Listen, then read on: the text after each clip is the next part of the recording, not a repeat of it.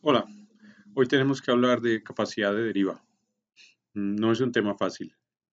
Yo ya he escrito dos tesis sobre el tema y todavía me causa dificultad. Mm, Básicamente, cada que reviso el tema siento que entre más estudio me doy cuenta de que menos sé. Voy a usar, para empezar, para ilustrar, porque creo que el tema es difícil, voy a usar un ejemplo de este libro que fue escrito por Newmark, Bloom and Corning y debería ser una referencia permanente para cualquier persona que esté tratando de hacer algo en ingeniería sísmica. Ok, entonces aquí está lo que Newmark probó. Este es el resultado medido de cortante contra deflexión. La viga estaba soportada en cada extremo de esta manera y aquí en la mitad había una carga aplicada. Aquí se ve cómo hicieron la prueba. Aquí hay un gato que aplica la carga y aquí en los extremos hay soportes y están midiendo la deformación aquí en la mitad. La viga tenía una sección transversal de 8 pulgadas de ancho, 12 pulgadas de alto, tenía 4 barras de acero. La compresión en el área de acero era 0.88 pulgadas cuadradas, a tensión era 1.58 pulgadas cuadradas, la resistencia al concreto era más o menos 4000 psi y el FY, el esfuerzo de fluencia del acero, estaba entre 47.000 y 49.000 psi. Lo que vamos a tratar de hacer es ver hasta qué punto podríamos nosotros tratar de calcular la deformación máxima, la capacidad de deriva, si se quiere. Llegaron casi a 10 pulgadas. Entonces, lo que vamos a tratar de hacer es usar lo que enseñan a uno en la clase de hormigón, a ver si podemos reproducir este resultado. Ok, entonces aquí voy a hacer mis cálculos.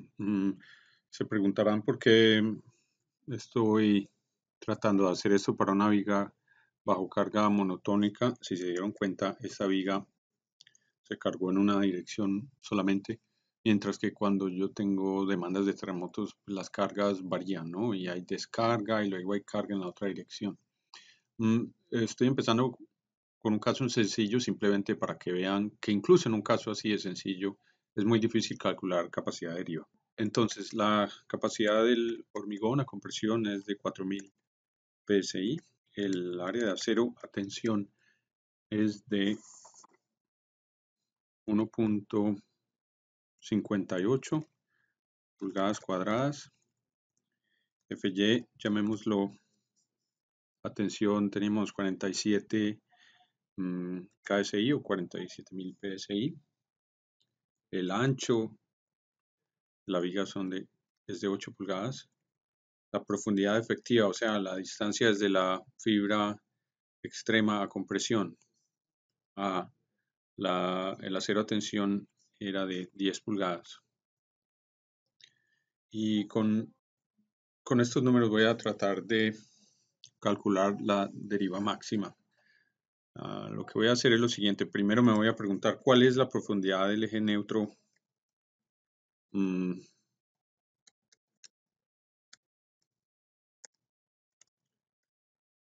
las condiciones que uno llamaría últimas o extremas. Pues en ausencia de carga axial, lo que uno normalmente dice es que la fuerza que debe resistir la zona de compresión pues sería de esta magnitud, área de acero por esfuerzo de fluencia. Voy a ignorar la contribución del acero a compresión por ahora. Esa fuerza está balanceada por una fuerza de compresión en el hormigón. De nuevo, voy a ignorar el acero a compresión. Voy a decir que el esfuerzo a compresión en la condición extrema es de este orden de magnitud. Eso usualmente los códigos lo expresan como algo así como un 0.85 por F'C multiplicado por otro factor. Para nuestros propósitos esto es suficiente. lo único que importa es saber que F'C no se desarrolla por completo en toda la zona de compresión. El esfuerzo promedio de compresión tiene que ser menor. Y este no es un mal estimativo del esfuerzo promedio. Y eso, claro, se distribuye sobre las 8 pulgadas de ancho. Esto debería darme una buena idea de qué es, de qué orden de magnitud tiene la profundidad del eje neutro. Por supuesto, aquí he ignorado muchas cosas y he hecho muchas suposiciones, entonces esto no amerita tener más de uno o dos cifras significativas. Diría uno entonces que la curvatura última, y me imagino que recordarán de sus clases de mecánica que curvatura tiene dos definiciones. Una es deformación unitaria dividida por distancia al eje neutro. La otra es la rata de cambio de la pendiente. Entonces, usando la primera definición, tendría yo que la curvatura última, que usualmente se llama phi sub u, sería una deformación unitaria máxima que en diseño usualmente se llama o se asume como si fuera 0.003 dividido por c.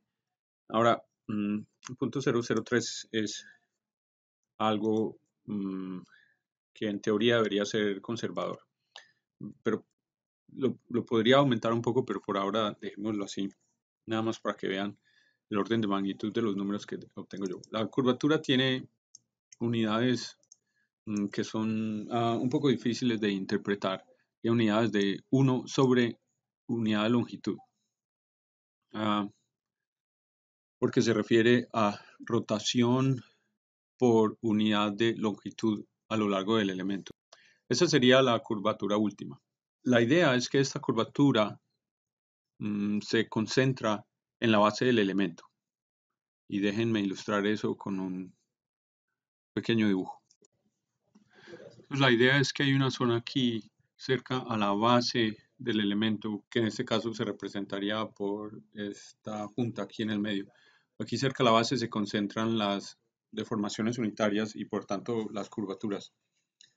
Cuando uno hace mediciones en esta zona se da cuenta que la hipótesis de que las secciones planas permanecen planas no funciona muy bien. Sin embargo, si uno se tapa los ojos y se imagina que eso es verdad y mira cómo se distribuyen las curvaturas en esta zona y las dibuja con respecto a la posición a lo largo del eje de la viga, obtiene algo como lo siguiente. Esta gráfica es extraída del libro de Bloom, Newmark y Corning. En el eje X se muestra la distancia, en el caso de la viga que tenemos aquí, al soporte. En otros casos sería la distancia al punto de inflexión o el punto de cero momento aquí en A. B representaría la cara de la junta. Y si esto fuera una columna, pues tal vez se debería representar este eje como un eje vertical y esta sería la base de la columna y de nuevo A sería el punto de inflexión. El eje Y representa curvatura y la idea es que hay una región aquí en la que la curvatura se concentra en el rango no lineal de deformaciones. El diagrama de momentos, por supuesto, tendría una forma muy distinta. El diagrama de momentos tendría una forma triangular. Sin embargo, fíjese que el diagrama de curvaturas es muy distinto al de momentos. Eso es simplemente porque estamos trabajando en el rango no lineal de respuesta.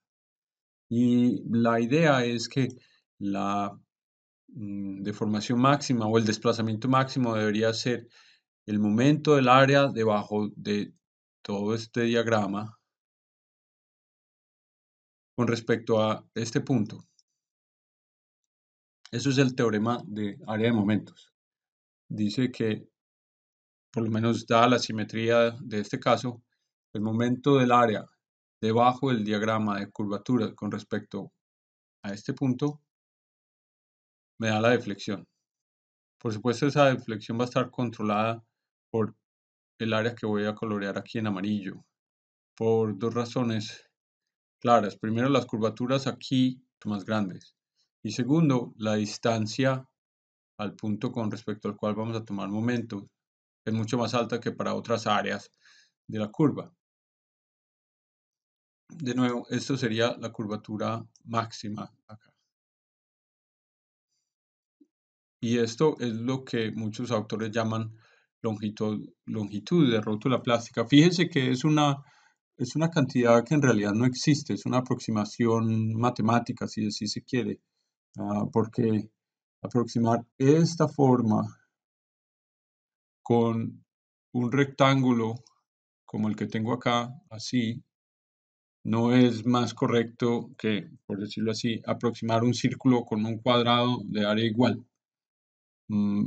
Por eso mucha gente a veces creo que pierde el tiempo tratando de medir esta cantidad.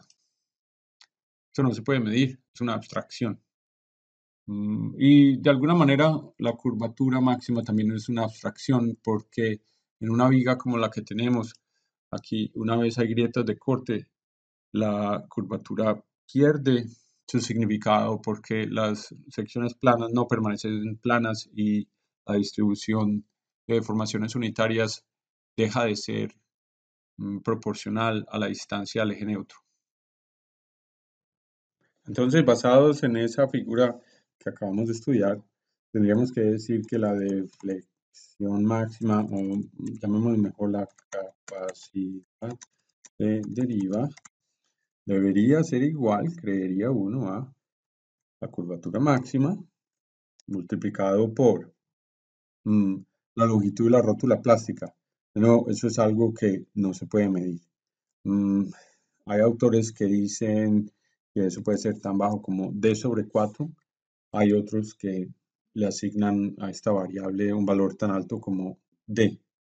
Tomemos el primer valor que menciono, d sobre 4 nada más para ver qué nos da. Esto sería el área del rectángulo equivalente, por llamarlo así, en el cual representa la zona en donde se concentran deformaciones plásticas en el rango no lineal. Y luego esto lo multiplicaría por la distancia al punto de inflexión, 5.5 pies. Sin embargo, para poder obtener una razón de deriva, yo voy a dividir este resultado por ese mismo largo por el que acabo de multiplicar. Entonces este número desaparece cuando llamo esto razón de deriva. Y ya puedo obtener algo en porcentaje. Eso me da, en este caso, 0.2%. Eso es un valor muy pequeño. Si lo pongo de nuevo en términos de una distancia, en pulgadas, un número muy, muy pequeño comparado con lo que se midió. Si recordarán, la viga alcanzó a llegar a las 10 pulgadas de deflexión. El resultado que tenemos aquí es sorprendente. De nuevo, hay autores que dicen que esto puede ser tan grande como D, pero incluso cuando yo pongo aquí D, todavía me falta mucho camino para llegar a lo que se midió. Volviendo a la deformación unitaria máxima asumida, 0.003 es un valor común, pero a la vez es un valor conservador. Cuando uno no está diseñando, sino que está evaluando una estructura existente, a veces se asume un valor máximo de 0.004. Incluso así, no llego ni a la pulgada. Va a ser muy difícil reconciliar ese valor con el valor medido de 10 pulgadas. Y esto ha sido el tema de muchas investigaciones. Y recuerden, estamos hablando de una viga que fue sometida solo a carga en una sola dirección. Estamos hablando de este caso en el que la carga aumentó en esta dirección, pero nunca se redujo ni se invirtió de sentido. Y no hubo ciclos de carga. Estamos hablando de un caso, en ese sentido, muy simple. y un caso en el que la configuración del refuerzo es relativamente simple. Es un caso que debería ser fácil y sin embargo este cálculo que tenemos aquí enfrente de nosotros resulta que nos da un valor completamente erróneo, por llamarlo así.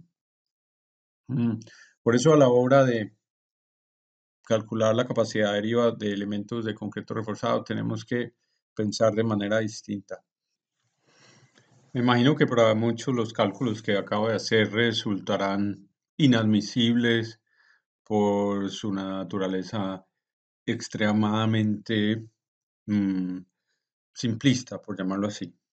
Aquí al frente tengo una hoja de cálculo en Excel que voy a poner en el aula virtual, que nos permite calcular el diagrama momento-curvatura. Aquí está, momento en el eje Y, curvatura en el eje X, para la sección de la que estamos hablando, con un método numérico que, si se quiere, pues es lo más, entre comillas, exacto que, que se puede hacer. Sin embargo, a mí no me gusta hablar de exactitud en estas cosas porque, para empezar, de nuevo, mm, las teorías que usamos parten de la hipótesis de que la deformación unitaria es directamente proporcional a la distancia al eje neutro, o como algunos dicen, secciones planas permanecen planas. Eso no es cierto. Una vez uno tiene grietas de corte, eso no es cierto. Mm, Pero sin embargo, lo que está aquí en esta hoja de cálculo es lo que hacen todos los libros y todos los artículos. La hoja la voy a dejar para que ustedes la estudien por su propia cuenta. Cada uno de estos triángulos rojos explica qué es cada variable que se define acá. Y lo que está en gris son cosas que el usuario especifica y la hoja de cálculo provee estos resultados: momento contra curvatura, todo en unidades consistentes con lo que se entre. Por ejemplo, aquí la resistencia del concreto está en KSI, igual el módulo de elasticidad del concreto, igual el mm, FY o el esfuerzo de fluencia del acero. Todos los esfuerzos están en KSI, todas las áreas están en pulgadas cuadradas, todas las distancias están en pulgadas, por lo tanto, momento debería estar en kips, o sea, miles de libras por pulgada, y la curvatura está en 1 por pulgada. Pero para resumir, fíjense que yo calculé una profundidad del eje neutro de manera un poco burda, de más o menos 3 pulgadas. Esto me da valores de 3 a 2 pulgadas y media. No está mal para lo simple de mi cálculo. Mm, y la curvatura máxima que calculé era del orden de 0.0012, si mal no recuerdo. Sí, aquí está, 0.0012. Bueno, la hoja de cálculo me da, me da un poco más, me da curvaturas de hasta 0.0016. Esto no es un error exagerado, es más o menos del 20-25%. Para lo fáciles que son mis cálculos y para lo mal que dan los resultados, en realidad no importa. Yo puedo volver a mi hoja de cálculo aquí y poner una curvatura de 0.0016, si así lo quisiera, 1 sobre pulgada. Igual no me va a dar por 1 sobre pulgada. Igual, de nuevo, a duras penas llego a 1 pulgada de desplazamiento. El problema no es numérico o de falta de resolución en los cálculos. El problema es que nuestros cálculos, las hipótesis que hacemos antes de hacer nuestros cálculos, en realidad son erróneas. De nuevo, la hoja de cálculo les queda ahí y la tarea que voy a asignar esta semana la pueden realizar usando esta hoja de cálculo. Para terminar, quisiera mencionar dos cosas más. La primera es que en los cálculos que hice yo ignoré el momento de esta área con respecto a este punto. Eso incrementaría un poco la deflexión máxima que he calculado. Me gustaría que ustedes hicieran eso por su propia cuenta para que vean que no hace gran diferencia. Aquí phi sub y se refiere a la curvatura al momento en el cual el acero de tensión fluye por primera vez. Lo otro que quisiera mencionar es que en mis cálculos basados en lo que a veces se llama teoría de flexión, produje momentos máximos que están más o menos entre 620 y 650 kip pulgada. Eso sin asumir ningún tipo de strain hardening o endurecimiento por deformación. Si yo tomo ese valor de 650 kip pulgada y lo divido por la distancia desde la cara de la junta hasta el soporte, me da una fuerza de corte de casi 10 kips. De nuevo, ignorando strain hardening o el endurecimiento. Si miro los resultados, veo que el cortante a la fluencia es precisamente de 10 kips y de ahí para allá incrementa por el endurecimiento por deformación que yo estoy ignorando.